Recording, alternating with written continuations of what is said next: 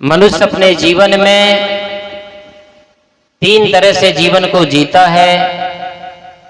सबसे पहला है अभाव, दूसरा है प्रभाव और तीसरा है स्वभाव। अभाव किस चीज का होता है? पदार्थों का। ठीक से हमारे पास में भोजन वस्त्र मकान की असुविधा होने के कारण से इंसान अपने भौतिक जीवन जीने में अब असुविधाओं का सामना करना पड़ता है और करता भी है। और कुछ कारण ऐसे होते हैं कि इंसान जीवन में अपने मेहनत करके पुरुषार्थ करके धन तो कमाता है, लेकिन फिर भी उसका जीवन एक व्यवस्थित नहीं हो पाता है। कारण क्या है? कारण का पता लगाओगे तो कहीं ना कहीं उसके जीवन में कुछ ऐसी त्रुटियां हैं, कुछ ऐसी गलतियां हैं, कुछ ऐसी आदतें हैं जिनके कारण से आदमी का जीवन बराबर व्यवस्थित नहीं हो पाता है। पैसा उसका व्यर्थ में ही जाता है, जिसके पीछे वो खुद दुखी होता है और उसका परिवार भी दुखी और परेशान होता है। जैसे भी संत महात्मा आप लोगों को कई बार बताते हैं, कई आदतों का नाम गिनाते हैं। बीड़ी है, तंबाकू है, गुटखा है, शराब है, मांस है। इन चीजों की छोटी छोटी आदतों को बना करके आदमी आज वर्तमान को दुखी और परेशान और अशांत बना लेता है, जिसके कारण से हमारा जीवन हमेशा अभावग्रस्त होता है। अगर हमें अभावग्रस्त जीवन को ठीक से व्यवस्थित बनाना है तो उसके लिए हमें जीवन में अपनी जीवन की सारी बुराइयों को, त्रुटियों को, गलतियों को अपने जीवन से निकालना पड़ेगा। अपनी आदतों का सुधार करना पड़ेगा और आदतों का सुधार करना ही हमारा जीवन का सबसे बड़ा सत्संग है, सबसे बड़ा लाभ है। अगर हम अपने जीवन में महापुरुषों की बातों को, ज्ञान की बातों को अगर जीवन में न उतार पाए, जीवन में धारण न कर पाए तो ये सिर्फ चर्चा है, लेकिन अभी हमारे जिन में ज्ञान नहीं आया है, न सत्संग ठीक से हमारे जीवन में उतरा है। इसलिए श्रेष्ठ ज्ञान वही है जो हमारे व्यवहार और आचरण में आए।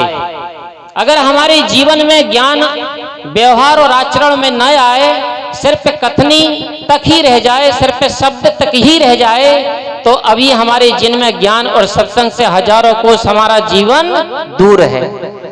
तो सबसे पहले हम अपने जीवन में इन चीजों का सुधार करना चाहिए तो हमारा जीवन व्यवस्थित होगा। दूसरा नंबर होता है आदमी का स्वभाव। आदमी आज सबसे ज्यादा अगर जीवन में दुखी और परेशान है तो अपने आप में लौट करके देखना, अपने आप थोड़ा भीतर मुड़ करके देखना। सबसे ज्यादा इंसान का जीवन अगर दुख का कारण है तो उसका खुद का स्वभाव होता है। आदमी सब कुछ बदल लेता है लेकिन स्वभाव नहीं बदलता है। जीवन सबको ठीक कर लेता है लेकिन अपने स्वभाव को ठीक नहीं कर पाता है। आदमी जीवन में जब सुबह उठता है तो सवेरे उठने के बाद में अपने घर को ठीक करेगा, कमरों को ठीक करेगा, बिस्तर को ठीक करेगा, बर्तन भाड़े को ठीक करेगा, अपनी शकल सूरत ठीक करेगा, लेकिन ठीक नहीं कर पाएगा तो अपने स्वभाव को ठीक नहीं कर पाएगा।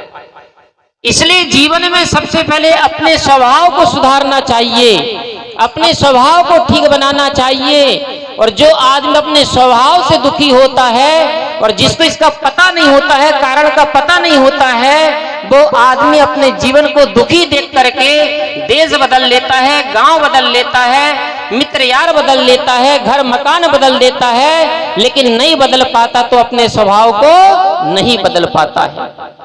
और संत गुरुजन कहते हैं जीवन में कि 12 कोसे बोली पलटे, तरवर पलटे शाखा, बालापन के केस पलटे, लखन न पलटे लाखा।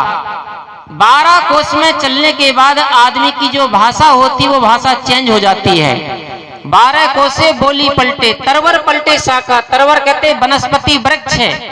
आपने देखा होगा वृक्ष भी वनस्पति भी साल भर में एक बार वसंत ऋतु में अपने सारे शाखा पत्ता छाल सब चेंज कर लेती है। बालापन के केस पलटे, 5 साल के भीतर के जो बच्चे के बाल होते हैं वो 5 साल के भीतर भीतर बच्चे के बाल भी बदल जाते हैं, लेकिन लखन न पलटे लाखा।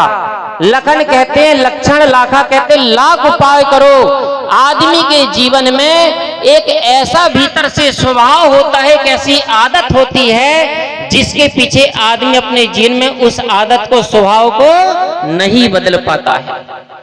चाहे वो हजारों कोस दूर चला जाए, चाहे कितने अच्छे महापुरुषों का संग साथ मिल जाए, कितने बड़े विवेकी ज्ञानी गुरु मिल जाए, कितने अच्छा मार्ग दिखाने वाले संत मिल जाए, लेकिन आदमी अपने जीवन में अपने स्वभाव को चेंज नहीं कर पाता है। हाँ, ये बात अलग है कि किसी का अलग अलग स्वभाव हो सकता है, किसी का कामी स्वभाव हो सकता है, किसी का क्रोधी स्वभाव हो सकता है, किसी का लोभी हो सकता है, किसी का मोही हो सकता है, किसी का अहंकारी हो सकता है, किसी का राग द्वेषी हो सकता है, किसी का छली कपटी स्वभाव हो सकता है, लेकिन हर आदमी के भीतर में एक ऐसा स्वभाव होता है जिसके पीछे, उसी स्वभाव के पीछे वो इंसान दुखी खुद होता है। तो हम अपने जीवन में अपने स्वभाव के कारण से दुखी होते हैं, अपनी आदतों के कारण से दुखी होते हैं। और जो आदमी अपने आदत को ठीक नहीं कर पाता है, अपने स्वभाव को ठीक नहीं कर पाता है, वो आदमी दुनिया में कहीं भी चला जाएगा, लेकिन उस आदमी को कभी जीवन में सुख और शांति नहीं मिल सकती है। चाहे लाख कोशिश करिए, लाख उपाय करिए, आप अपने खुद भीतर चिंतन करिए, खुद भीतर अपने खुद से पूछिए, कहीं ना कहीं ऐसी आदत है जिसके पीछे आपका जीवन दुखी, परेशान और अशांत है। और लेकिन हमारे दुख और अशांति और परेशानी का कारण हमेशा हम दूसरों को बताते हैं। मैंने सुना है कि एक समय की बात है, एक लड़की ऐसा नफरत से भरी हुई लड़की थी, ऐसा उसके जीवन में ईर्ष्यालु स्वभाव था, जब तक उसकी शादी नहीं हुई तब तक भी वो ईर्ष्या से जलती रहती थी। शादी होने के बाद भी वो अपने स्वभाव को परिवर्तन नहीं कर पाई। कुछ लोग ऐसे होते हैं कि समय अवस्था के अनुसार थोड़ा थोड़ा चेंज भी हो जाते हैं, लेकिन उस लड़की का स्वभाव चेंज नहीं हो पाया। जब उसकी शादी हुई तो शादी होने के बाद में कैसे घर में गई? ऐसे घर में गई जहां पर सर पे 2 ही सदस्य थे, मां और बेटे। क्योंकि जब वो बेटे का जन्म हुआ था, 6 महीने के बाद उसका पिता इस दुनिया से छोड़ करके चला गया था। अंत में जाके उस मां ने बड़े दुख और तकलीफ से अपने बच्चे का लालन पालन किया, दूसरे घर में बनी मजदूरी करके उस बच्चे को लालन पालन किया। धीरे धीरे जब वो बच्चा बड़ा होता गया तो उस माँ के सारे दुख दर्द मिटते गए, वो माता सारे दुख दर्द भूलती गई, और उस माता के चेहरे में एक नया अरमान और सपना तैयार होता गया कि मेरा बेटा अब बड़ा हो गया है, बेटे की शादी होगी, घर में मेरे बहू आएगी और बड़े हम आनंद मंगल से रहेंगे। ऐसी वो माता कामना कर रही थी। समय संयोग के बाद में उस लड़का की शादी हुई और उसी लड़की से शादी हुई। अब जब वो लड़की आई तो जो हमारे घर में जो लड़की आती वो 2 तरह से आती है, एक तो बहू बन करके आती है और एक बहू रानी बन करके आती है। दोनों में अंतर समझना। बहू उसे कहते हैं जो अपने घर से रुपया पैसा गाड़ी मोटर लेकर के आती है, उसे कहते बहू, उसे कहते बहू रानी।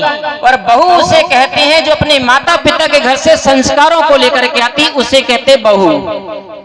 अगर हमारे घर में बहू रानी आती है तो ससुराल को नरक बना देती है, और बहू आती तो अपने ससुराल को स्वर्ग बना देती है।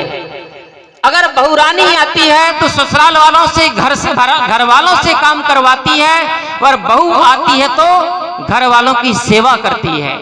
इतना अंतर होता बहू और बहू रानी में।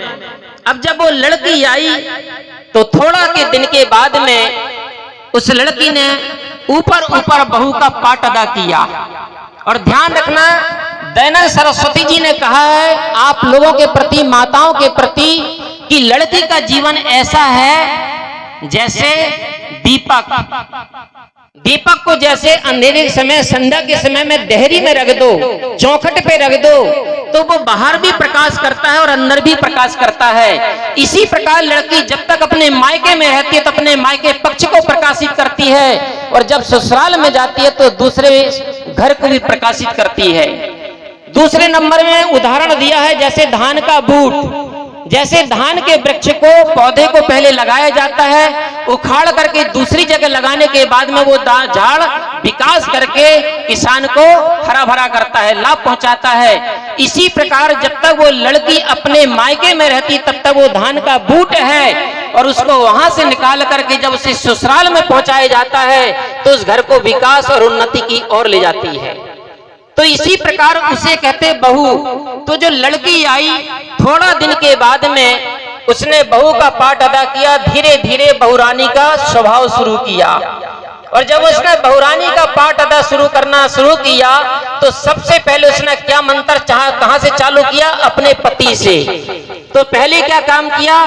अपने पति को अंधा बनाने की कोशिश किया और कान से बहरा। उसने मंत्र को मारना शुरू किया और सच्चाई को देखना न पहुंच पाए, सच्चाई को देखने के लिए ऐसा उसके कानों में भरती गई और बात को बताती गई, लेकिन लड़का अपनी पत्नी के अधीन नहीं हुआ। क्यों? क्योंकि उस लड़के को मालूम था कि मेरा पिता 6 महीना के बाद में इस दुनिया को छोड़ करके चला गया था। मेरी माँ ने कितनी मेहनत करके, मजदूरी करके, नौकरी चाकरी करके मुझे पाला है, पोसा है, इसलिए मैं अपनी पत्नी के अधीन नहीं हो सकता हूं, मैं अपनी माँ के शरण में ही रहूंगा। उस लड़की ने कही कि देखो कि तुम्हारी माँ हमेशा खटपट करती रहती है, अगर तुझे मैं प्यारी हूं तो तेरी माँ को बाहर करना पड़ेगा और तेरी माँ के पास रहना तो मुझे जाना पड़ेगा। उसने कहा चाहे कुछ भी हो जाए लेकिन मैं अपनी माँ को छोड़ करके नहीं जा सकता हूँ, ना माँ को त्याग सकता हूँ, क्योंकि मेरी माँ का सहारा सर पे मैं अकेला हूँ। और मैं आपसे भी कहता हूँ हाथ जोड़ करके कि जीवन में कभी भी जिस माँ ने हमें जन्म दिया, जिस माँ ने हमारे दुख दर्द को सहा, हमारा मलमूत्र को धोया, उस माँ को कभी मत ठुकराना। क्योंकि माता को देखो बेटे पर वह कैसा लाड़ लड़ाती है, 9 मास गर्भ में रखती है, फिर अपना दूध पिलाती है। खुद तो सोती है गीले में, सूखे में उसे सुलाती है, मलमूत्र सदा धोती उसका, बलिहार उसी पर जाती है। ऐसी माता को त्यागे तो वह पुत्र नरक का गामी है, वह पुत्र नहीं कुपुत्र है, कहलाता दूध हरामी है। इसलिए अपनी जिंदगी में आज पढ़े लिखे लड़के लोग, पहले के जमाने में लोग नमक हरामी होते थे, लेकिन आज के टाइम में इंसान दूध हरामी होते हैं। किसके पीछे? 2 पैसे की नौकरी करने से जीवन में आदमी कितना अहंकार अभिमान आ जाता है कि जिन माता पिता ने हमको जन्म दिया, जिसने हमें पाला पोसा, उनकी सेवा करने के लिए, उन्हें बुढ़ापे काल में 1 रोटी 1 गिलास पानी पिलाने के लिए उनका दिल फट जाता है, छाती फट जाती है। ऐसा काम कभी मत करना। अगर हमने जीवन में सच्चाई से सत्संग सुना है तो ऐसा काम कभी मत करना मेरे भाइयों। तो जो लड़का था वो अपनी पत्नी की बात में नहीं आया, तो लड़की ने सोची कि अब जो मेरे चंगुल में नहीं आ रहा है तो इसके लिए कोई ना कोई षड्यंत्र रचना पड़ेगा। तो उसने क्या काम किया, एक दिन सिर का बहाना बनाया और सिर का बहाना बना करके अपने बाल बिखेर ली, कपड़ा फाड़ ली और कमरे में घर में लौट-पोट होकर के रोने चिल्लाने लगी। पति ने पूछा, रे देवी क्या हुआ तुमको? उसने कहा कि मेरे सिर में बहुत जन की पीड़ा हो रही है। तो उसने डॉक्टर के पास ले गया तो भी उसे कोई आराम नहीं लगा। एलोपैथिक वाले के पास ले गया, होम्योपैथिक वाले के पास ले गया, आयुर्वेदिक वालों के पास ले गया, सब जगह इलाज करवा लिया, लेकिन उसके सिर की पीड़ा ठीक नहीं हुई। क्यों नहीं हुई? क्योंकि सिर का दर्द असली नहीं था, नकली था, इसलिए ठीक नहीं हुआ। अंत में जाके लड़का ने पूछा, भाई तू बता देवी, तेरे पहला बार यही दर्द उठा कर तेरे घर में भी ऐसा होता था? बोले नहीं। बोले कभी कभी घर में भी होता था। तो बोले घर वालों ने फिर उसके पीछे क्या इलाज करवाया? बोले इसके कोई दुनिया में इलाज नहीं, इसका सिर्फ एक इलाज और इसका इलाज है टोटका। आप लोग सब जानते हो क्योंकि आप इसके भगत हो, इसलिए आपको तुरंत बात समझ में आ जाती है। तो टोटका के लिए क्या करना पड़ेगा? बोले जो तुम्हारी माँ है ना, इसका मुंडन करना पड़ेगा, चेहरे में कालीमा पोतना पड़ेगा, जूतों में माला डालना, गले में जूतों की माला डालना पड़ेगा और मेरे खाट के आसपास घुमाओगे तब मेरे सिर का दर्द ठीक होगा। उस लड़के ने सोचा कि मेरी माँ को मैं अपने से अलग नहीं देख सकता हूं, अपने हाथों से मैं अपनी माँ की ये दुर्दशा करूं, ये तो बहुत बड़ा अन्याय है। जब उसको कोई बात समझ में नहीं आई तो उसकी माँ हमेशा एक संत के पास जाया करती थी। वो लड़का भी तुरंत उठा और कहा कि माँ मैं गुरुजी के पास जा रहा हूं। गुरुजी ने उसे एक युक्ति सुझा दिया और युक्ति से ही मुक्ति है, ध्यान रखना। और जब संत के पास जब वो गया तो सीधा गुरुजी ने उसे युक्ति बताया। युक्ति सीख करके घर में आया और माँ को सीधे डायरेक्ट कमरे में बंद कर दिया और माँ से कहा, माँ जब तक मैं कमरे को ना खोलूं तब तक तुम आवाज भी मत करना, दरवाजा को खटखटाना भी मत। और वो सीधा बंदा उठा और सीधा अपने ससुराल गया। और ससुराल जाती सामने जैसा पहुंचा तो सामने दरवाजे में ही सासू माँ मिली। और जैसे जमाई राजा को सासू माँ ने देखा तो सासू माँ की 56 इंच का सीना चौड़ा हो गया। सासू माँ ने तुरंत उसे अंदर बुलाया, बिठाला और बढ़िया खातिरदारी किया, खूब खिलाया पिलाया। लेकिन ध्यान रखना भाइयों, एक राजस्थान की कहावत है, जात जिमावे आटे साटे, दमाद जिमावे बेटी साटे और संत जिमावे तो छाती फाटे। कहते हैं कि समाज को एक दूसरे को खिलाने पिलाने में आदमी का कभी दिल नहीं दुखता है, क्योंकि एक दूसरे के घर में खाते पीते हैं। और दमाद की जब हमारे ससुराल में खातिरदारी होती है ना, तो आप ये मत समझ लेना कि आपका बहुत बड़ा आदर और मान सम्मान किया जा रहा है, बल्कि इसलिए आपका आदर मान सम्मान किया जा रहा है ताकि आप खुश रहोगे तो उनकी बेटी को आप परेशान नहीं करोगे, इसलिए आपका आदर और सत्कार किया जा रहा है। लड़की के बचाव के लिए आपको बलि का बकरा बनाया जा रहा है। लेकिन दामाद क्या सोचता है कि मेरा बहुत बड़ा स्वागत हो रहा है। लेकिन वही इंसान जो समाज को खिलाने में, दामाद को खिलाने में इतना उदारता दिखाता है, लेकिन संत पहुंच जाए और संत को अगर एक टाइम का रोटी और भोजन कराना है तो उसी आदमी को 10 बार सोचना पड़ता है। अगर यहाँ पर संतों को 10 रुपया चढ़ाना है तो आदमी को 10 बार सोचना पड़ता है, और जैसे तैसे चढ़ाने का मन भी करता है। जेब से नोट निकालता तो थूक लगा के 2 बार घिस के देखता कि कहीं एक की जगह 2 तो नहीं जा रही है। तो इसी प्रकार से उसने सासू माँ ने उसे खिलाया पिलाया, सत्कार किया, कमरे में बैठाला। फिर सासू माँ पूछती, बेटा हमारी बेटी तो ठीक है ना? अरे बोले माता क्या बताऊं, तुम्हारी बेटी के तो बेहाल। बोले क्या हुआ? बोले इसके तो सिर की पीड़ा हुई है, 8 दिन से परेशान है। बोले तुमने इलाज नहीं करवाया? बोले सब कुछ करवाया मैंने। फिर क्या हुआ? बोले ठीक नहीं हुआ। फिर बेटी ने कुछ तो बताया हो? बोले बताया। क्या बताया? बोले टोटका करने के लिए बताया है। बोले क्या कहा है? बोले मेरी माँ के पास जाना और मेरी माँ से कहना कि सिर का मुंडन करवाए, चेहरा में काली माँ पुतवाए और जूतों की माला गले में डाल करके मेरे सामने गधा में बैठ करके घूमे तो मेरे सिर की पीड़ा ठीक हो जाएगी। बोले बस इतना ही तो करना है ना? बोले हाँ बस इतना ही बताई तुम्हारी बेटी ने। अब ऐसी कौन माँ होगी जो अपनी औलाद की, अपनी संतान की पीड़ा देखना पसंद करेगी? माँ तुरंत तैयार हो गई, क्योंकि गुरु महाराज ने पहली युक्ति बता दिया था। अब सासू माँ जैसे तैयार हुई, कहा कि बेटा मेरा मुंडन करो। वो तो तुरंत उस तरह तैयार करके ले गया था। उस तरह से मुंडन किया, चेहरा में कालीमा पोता, गांव के किनारे लाते लाते पहले से धोबी का गधा तैयार था। धोबी के गधा में बिठाला और जहां पर उसकी पत्नी पलंग में लेटी थी, तड़प रही थी, हाथ पैर छटपटा रही थी, उसके आसपास घुमाया। वो हाथ पैर पटकते पटकते धीरे धीरे शांत हुई, रोना शांत हुआ और उठ करके बैठ गई और कहती है कि देख त्रिया की चाल, कटवाए बाल किए काले गाल।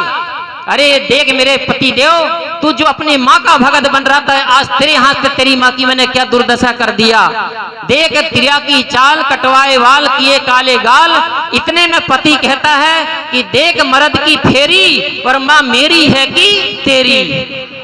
जब उसने इस प्रकार से बोला और जब उसने ठीक से देखा तो पता चला कि मेरी सासू माँ तो नहीं है, मेरी खुद की ही माँ निकली।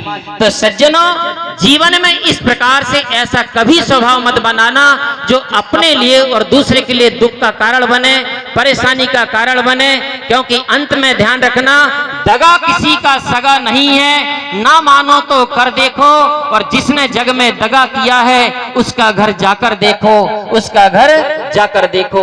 तो सज्जनों जी, बाहर का घर मत देखना, उनका दिल का घर देखोगे तो चकनाचूर मिलेगा आपको। इसलिए सत्संग का अर्थ ही है कि हम जीवन में अपने आप को सुधार करें, अपने आप को ठीक बनाएं, अपनी आदतों को सुधार करें। इसी का नाम सत्संग है। मुझे जो टाइम दिया गया था, मेरा समय पूरा हुआ। आपने बड़े शांति का परिचय दिया, शांति से श्रवण किया, इसके लिए बहुत बहुत धन्यवाद है। घड़ी कर रही इंतजार और आप लोगों के भीतर बैठे हुए प्रभु को नमस्कार। एक बार सभी लोग मिलकर के जयकारा लगाएं। बोलिए सदगुरु श्री कबीर साहेब की जय। अभी हमारे पास एक सूचना आई। सूचना है तो काम की। ये जीवन में ये मौका भी एक बार आता है, धर्म से जुड़ना, गुरु की शरण पहुंचना।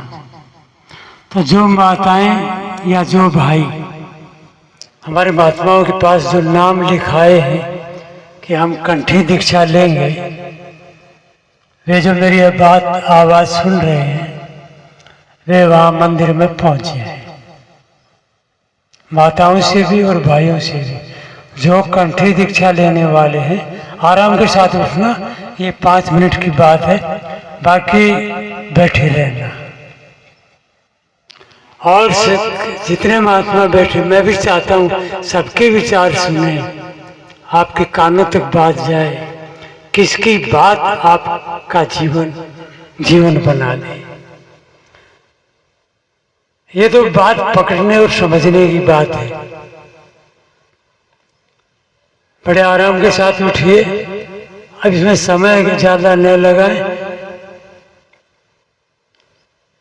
देखिए, चारों ओर की छूट सब जगह आपके घर पर भी नहीं मिलेगी। यह पूरी छूट है। पेशाब आदि जाए, आराम से सारी सुविधाएं पास में, फिर आगे सत्संग सुने।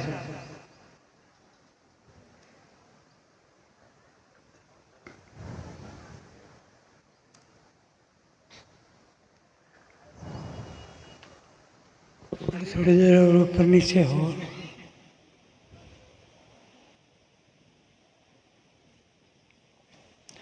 देखिए, महात्मा लोग आपको जयकारा की बात कहते हैं। इतनी आवाज देने वाले ऐसा गूंजे कि पास पड़ोस के लोग भी सुने कुछ हुआ।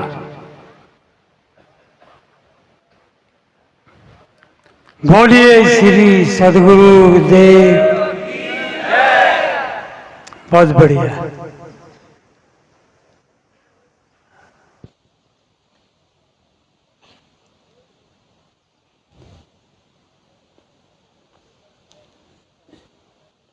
शांत दशा आते आते आती है, ये ठीक बात है।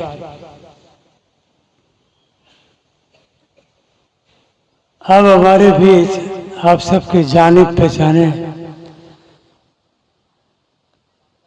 संत बड़े आराम के साथ सत्संग हमें सुनाते हैं। आपने अनेकों बार सुना भी होगा।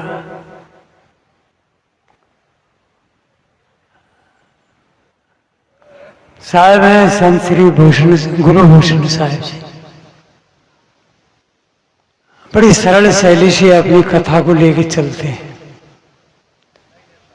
संत महात्माओं की बातों को हम ध्यान से न सुने तो ये दोष अपना है। हम ये अपनी जगह नहीं है तो किसको दोष दोगे? यदि किसी भी महात्मा की बात सुनी और ध्यान से सुने तो साधारण बातें भी हीरे मोती हो जाती। और यदि हमें ठिकाने पर नहीं है तो हीरे मोती भी फेंक दिए जाए तो कौन उठा पाता है? तो आए अब ठीक 30 मिनट साहब के विचार संत श्री गुरु भूषण साहब। आपसे निवेदन है कि हमें कथा का लाभ पहुंचाए। हेलो, हाँ हेलो।